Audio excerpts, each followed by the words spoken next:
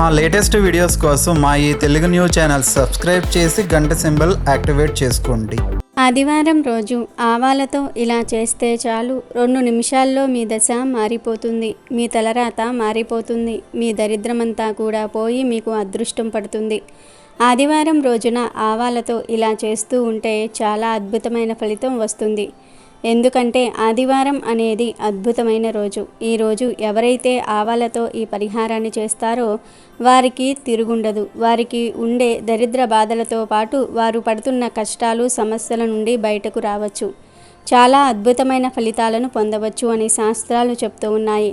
ఆదివారం రోజు ఈ ఆవాల పరిహారం చేస్తే అదృష్టం మిమ్మల్ని వరిస్తుంది. మీకు ఉండే ఇబ్బందులన్నీ కూడా తొలగిపోతాయి. ఆర్థికంగా బాగా కలిసి వస్తుంది. 2 నిమిషాలలో మీ తలరాత మారిపోతుంది. చక్కటి ఆరోగ్యము, ఐశ్వర్యము లభిస్తాయి. ఆవాలు అందరి ఇళ్లల్లో ఉంటాయి గనుక ఎవరైనా సరే ఈ పరిహారం చేసుకోవచ్చు. కొందరు నల్ల ఆవాలను వాడుతూ ఉంటారు, కొందరు తెల్ల ఆవాలను వాడుతారు. అంటే కొందరి ఇళ్లల్లో నల్ల ఆవాలు ఉంటాయి, కొందరు ఇళ్లల్లో తెల్ల ఆవాలు ఉంటాయి. ఇలా మీ దగ్గర ఏ ఆవాలు ఉన్నా పర్వాలేదు, వేటితో అయినా ఈ పరిహారం చేసుకోవచ్చు. ఆవాలకు మన కష్టాలను తీర్చి మన దశ మార్చేసే శక్తి ఉంటుంది కనుక అందరూ తప్పకుండా ఈ పరిహారం చేయండి. మరి ఇంతకీ ఆదివారం రోజు ఆవాలతో ఏం చేయాలి అనే విషయాన్ని ఇప్పుడు మనం ఈ వీడియోలో వివరంగా తెలుసుకుందాము. అంతకన్నా ముందు ఒక పవిత్ర కథను విందాం. ఫ్రెండ్స్, ఫస్ట్ అయితే కామెంట్ బాక్స్లో జై శ్రీరామ్ అని కామెంట్ చేయండి. అలాగే వీడియోకి ఒక లైక్ కొట్టి మా ఛానల్ని సబ్స్క్రైబ్ చేసుకోవటం అస్సలు మర్చిపోవద్దు. ఒక నగరంలో ఒక ధనవంతుడు నివసిస్తూ ఉండేవాడు. అతనికి ఒక కుక్క ఉండేది. ఆ కుక్క చాలా విశ్వాసంతో ఉండేది. ఆ సేటు చాలా పిసినారి కానీ గొప్ప విష్ణు భక్తుడు. అతని భక్తికి మెచ్చి అతనికి శ్రీ మహావిష్ణువు ప్రత్యక్షమయ్యాడు. శ్రీ మహావిష్ణు ప్రత్యక్షమై ఏం కావాలో కోరుకోమని అడగగానే ఆ ధనవంతుడు ఒక తెల్ల కాగితాన్ని ఇచ్చి దానిపై శ్రీ మహావిష్ణువుని సంతకం పెట్టమని అడిగాడు. ఎందుకు అని శ్రీ మహావిష్ణువు అంటే, ఈ రోజుల్లో భగవంతుడు ఉన్నాడు అంటే ఎవ్వరూ నమ్మటం లేదు. నేను ఇది చూపించి భగవంతుడు ఉన్నాడు అని చెప్తాను అని చెప్పాడు. శ్రీ మహావిష్ణువు సరే అని సంతకాన్ని పెడతాను అని చెప్పి ఆ కాగితాన్ని తీసుకుని తన సంతకాన్ని పెట్టి అంతర్ధానమయ్యాడు.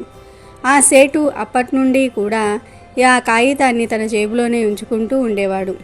కొన్ని రోజుల తర్వాత ఆ ధనవంతుని యొక్క కుక్క చనిపోయింది. ఆ కుక్క చనిపోవటం వల్ల ఆ ధనవంతునికి చాలా బాధ కలిగింది.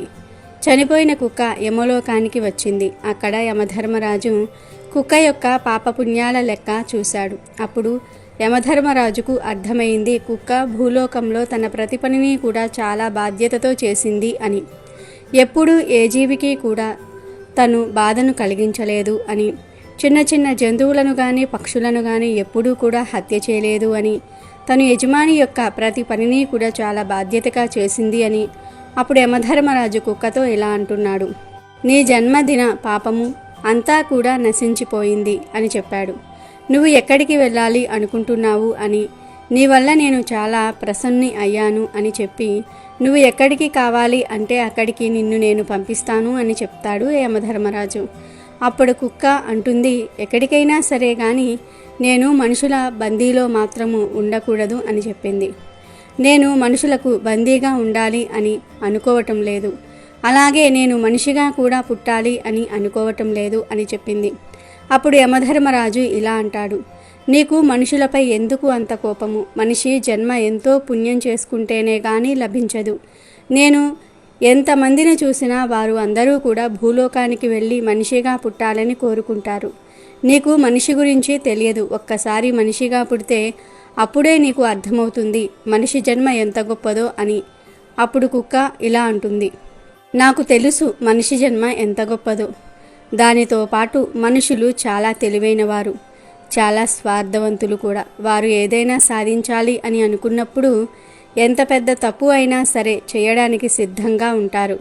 ఏ సంతోషము కూడా వాళ్లను కుదురుగా కూర్చోనివ్వదు. ఈర్ష్య, పగ అనేవి పగలు రాత్రి కూడా వారిని దహించి వేస్తూనే ఉంటుంది. దాని కారణంగానే వారు ఎప్పుడూ కూడా దుఃఖంలోనే ఉంటారు. ఇతరులకు దుఃఖాన్ని కలిగిస్తూ ఉంటారు. మాలాంటి జంతువులను మచ్చిక చేసుకొని వాళ్ళ పనులను చేయించుకుంటూ ఉంటారు. మనుషులు భగవంతుని కూడా మోసం చేస్తూ ఉంటారు అని చెప్పింది. అప్పుడు యమధర్మరాజు అది ఎలాగా అని అడుగుతాడు. మనుషులు మందిరానికి వెళ్ళినప్పుడు చెప్తారు, భగవంతుడా నాకు ఆ పని జరిగితే నీకు కొంత ధనాన్ని ఇస్తాను అని చెప్తారు. బాగా పెద్ద పెద్ద దానాలు చేస్తాను అని చెప్తూ ఉంటారు. పేదవాళ్లకు అవి చేస్తాము ఇవి చేస్తామని చెప్తూ ఉంటారు. ఇవన్నీ కూడా వారి పని అయిపోవటం కోసం మాత్రమే చెప్తూ ఉంటారు. పని పూర్తయిపోయిన తర్వాత దానాలను పుణ్యాలను అన్నీ కూడా మర్చిపోతూ ఉంటారు.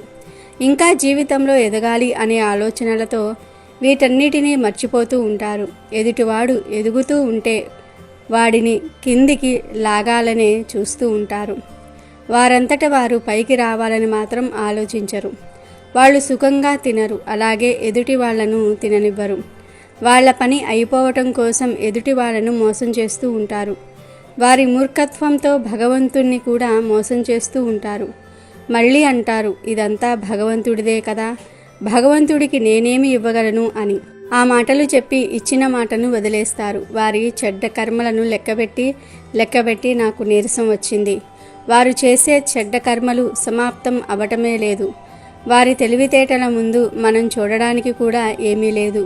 కుక్క చెప్పింది అంతా విన్న తర్వాత యమధర్మరాజు అంటున్నాడు, మనుషులు అయితే తెలివైన వాళ్ళు కావచ్చు గాని వారు దేవతల కంటే కూడా తెలివైన వాళ్ళు మాత్రం కాదు. మరణించిన తర్వాత నా దగ్గరకు వచ్చిన జీవులన్నీ కూడా అవి తమ బాధలను చెప్పుకుంటూ ఉంటాయి. కానీ అవి అన్నీ కూడా నా అధీనంలోనే పనిచేస్తూ ఉంటాయి. అప్పుడు కుక్క అంటుంది, యమధర్మరాజా, ఎప్పుడు మీ దగ్గరకు మరణించిన మనుషులు మాత్రమే వస్తారు, కానీ మీరు జీవించి ఉన్న మనుషులతో ఉండలేదు. ఒకవేళ మీరు జీవించి ఉన్న మనుషులతో ఉన్నట్లయితే అప్పుడు మీకే అర్థమవుతుంది మనుషులు ఎంత మోసపూర్వకంగా ఉన్నారు అనేది. అప్పుడు యమధర్మరాజు, మనుషుల్లో ఈ కుక్క మనుషుల గురించి చాలా ఎక్కువ చేసి చెప్తుంది. ఈ కుక్కకు నేను ఎలాగైనా సరే బుద్ధి చెప్పాలి, మనుషుల కంటే నేనే తెలివైన వాడినని నిరూపించుకోవాలి అని అనుకుంటున్నాడు. మనుషుల తెలివితేటలు నా ముందు ఏమాత్రం కూడా పనిచేయవని ఈ కుక్కకు తెలిసి రావాలి. వెంటనే యమధర్మరాజు యమదూత అని పిలిచి ఈ కుక్క యొక్క యజమానిని బ్రతికుండంగానే ఇక్కడికి తీసుకురమ్మని చెప్తాడు.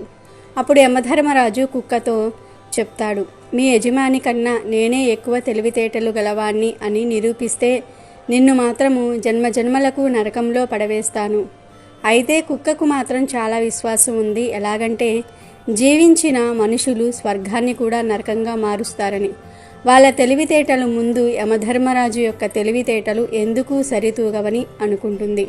యమధర్మరాజు కుక్కతో చెప్పిన షరతుకు కుక్క ఒప్పుకుంటుంది. యమదూతలు కుక్క యజమానిని బ్రతికుండంగానే యమలోకానికి తీసుకురావడానికి వెళ్లారు. అక్కడ మంచంపై నిద్రిస్తున్న కుక్క యజమానిని మంచంతో సహా యమలోకానికి తీసుకుని వస్తారు. అయితే మార్గం మధ్యలో కుక్క యజమానికి మెలకువ వస్తుంది. అప్పుడు ధనవంతుడు అడుగుతాడు, మీరు ఎవరు, నన్ను ఎక్కడికి తీసుకుని వెళ్తూ ఉన్నారు అని అడుగగా అప్పుడు ఆ యమదూతలు ధనవంతుడికి జరిగిన మొత్తం విషయం కూడా చెప్తారు. మిమ్మల్ని బ్రతికి ఉండంగానే యమలోకానికి తీసుకువచ్చినట్లయితే యమధర్మరాజును మీరు మోసం చేయగలరని కుక్క చెప్పింది. అందుకని నిన్ను పరీక్షించేందుకు యమధర్మరాజు మిమ్మల్ని బతికుండంగానే పైలోకానికి తీసుకురమ్మని చెప్పాడు. అప్పుడు ఆ ధనవంతుడికి మొత్తం అర్థమైపోతుంది. అప్పుడు ఆ ధనవంతుడు తన వద్ద ఉన్న శ్రీ మహావిష్ణువు సంతకం చేసిన కాగితాన్ని బయటకు తీశాడు. ఆ కాగితంలో ఏదో రాసి మళ్ళీ ఆ కాగితాన్ని జేబులో పెట్టుకున్నాడు. యమదూతలు ఆ ధనవంతుణ్ణి తీసుకుని యమధర్మరాజు దర్బారుకు వెళ్ళారు. ఆ ధనవంతుణ్ణి చూసి యమధర్మరాజు నవ్వుకుంటూ ఉన్నాడు. ఈ నీచమానవుడు నన్నేమి చేయగలడు అని. ధనవంతుడు నేరుగా యమధర్మరాజు దగ్గరకు వెళ్ళాడు. తన జేబులో ఉన్న కాగితాన్ని తీసి యమధర్మరాజుకు ఇచ్చాడు. అప్పుడు యమధర్మరాజు ఆ కాగితంలో విషయాన్ని పూర్తిగా చదివాడు. వెంటనే తన సింహాసనంపై నుంచి లేచి వచ్చి ధనవంతుడి కాళ్ళ దగ్గరకు చేరుకున్నాడు మరియు ధనవంతుడిని తన సింహాసనంపై కూర్చొండబెట్టాడు. స్వయంగా ధర్మరాజు ఆ ధనవంతుణ్ణి తీసుకుని వెళ్ళి యమధర్మరాజు సింహాసనంపై కూర్చొండబెట్టడాన్ని చూసి అక్కడ ఉన్న వాళ్ళందరూ కూడా ఆశ్చర్యపోయారు. మామూలు సాధారణ మానవుడు యమధర్మరాజు గారి సింహాసనంపై కూర్చున్నాడు. ధనవంతుడు సింహాసనంపై కూర్చోగానే అక్కడ ఉన్న నియమ నిబంధనలు అన్నిటినీ కూడా మార్చివేశాడు. యమధర్మరాజును యమపురికే కాపలాదారుడిగా పెట్టాడు. ఆ ధనవంతుడు అనుకుంటున్నాడు, ఎప్పుడైనా నేను మరణించినట్లయితే నేను ఇక్కడికే రావాలి కదా, అందుకని ఇక్కడ నరకంలో ఉన్న అందరినీ కూడా స్వర్గానికి పంపించి వేస్తాను. నరక ద్వారాలను మొత్తం కూడా మూయించి వేస్తాను.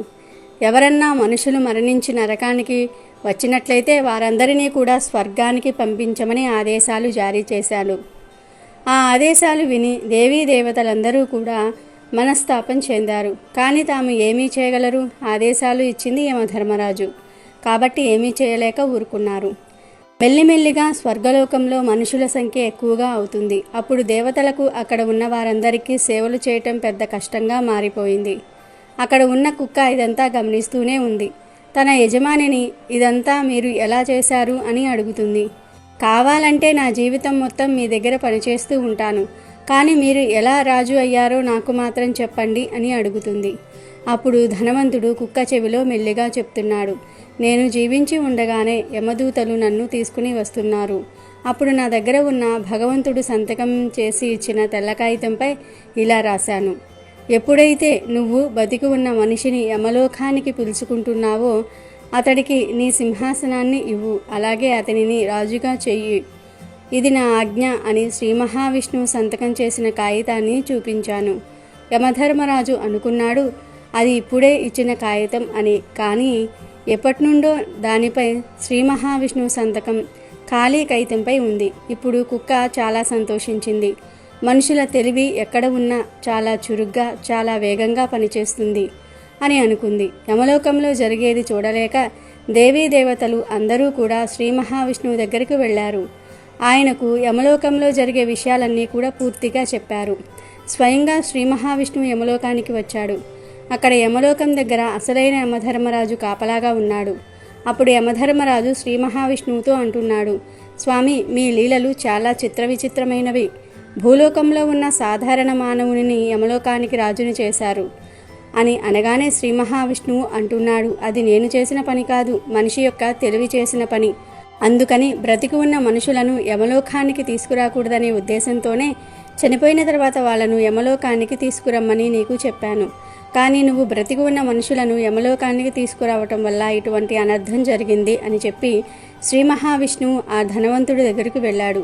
శ్రీ మహావిష్ణువును చూడగానే ఆ ధనవంతుడు సింహాసనం మీద నుంచి లేచి వచ్చి, ప్రభు, నన్ను క్షమించండి, నేను యమధర్మరాజుకు బ్రతికి ఉన్న మనిషి యొక్క బుద్ధిని చూపించాను. నాకు మీ దర్శన భాగ్యం కలిగింది, నా జన్మ ధన్యమైంది, నాకు వేటి మీద కూడా వ్యామోహం లేదు అని చెప్పి ఆ ధనవంతుడు భూలోకానికి వెళ్ళిపోయాడు.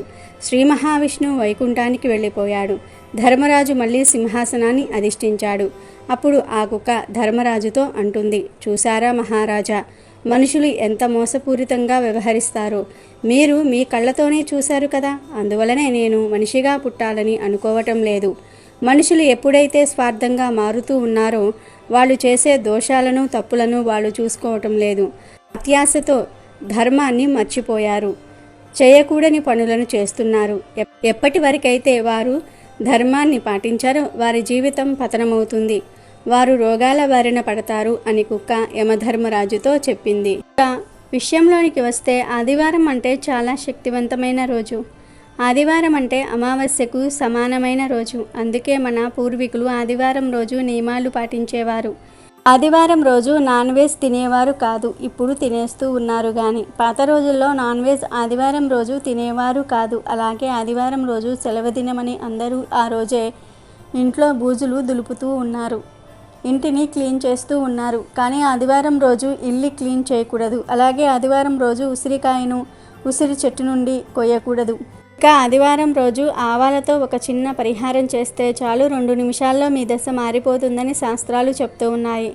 అసలు ఏం చేయాలి అంటే ఏమీ లేదు. ఆదివారం రోజు సాయంత్రం 6 దాటిన తర్వాత 1 స్పూన్ ఆవాలు తీసుకోవాలి. ఎందుకంటే ఈ పరిహారాన్ని చీకటి పడిన తర్వాత మాత్రమే చేయాలి.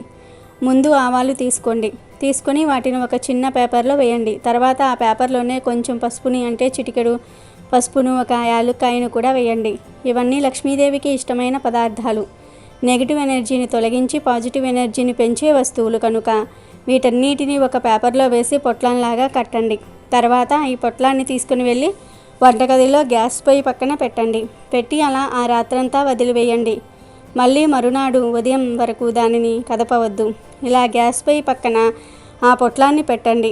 మళ్ళీ మరునాడు ఉదయం నిద్రలేచి మీ పనులన్నీ కూడా పూర్తయిన తర్వాత ఈ పొట్లాన్ని తీయండి. తీసి ఒక ప్లేట్లో పెట్టి ఈ పొట్లం పైన కొంచెం కర్పూరం పొడిని కూడా చల్లి అగ్గిపుల్లతో వెలిగించి కాల్చివేయండి. లాస్ట్లో బూడిద మిగులుతుంది కదా, ఆ బూడిదను గాలిలో కలిసేలాగా ఉఫ్ అని ఊదివేయండి. ఇలా చేసిన 2 నిమిషాల్లోనే మీకు ఏదో ఒక మంచి జరుగుతుంది. మీకు ఉన్న కోరికలు తీరే మార్గాలు తెలుస్తాయి. మీ దశ మారిపోతుంది. మీ జీవితం మారిపోతుంది. కనుక మీరు కూడా ఆదివారం రోజు ఇలా చేసి శుభాలను పొందండి. వీడియో నచ్చితే లైక్ చేయండి, షేర్ చేయండి, బట్ సబ్స్క్రైబ్ చేసుకోవడం మర్చిపోవద్దు.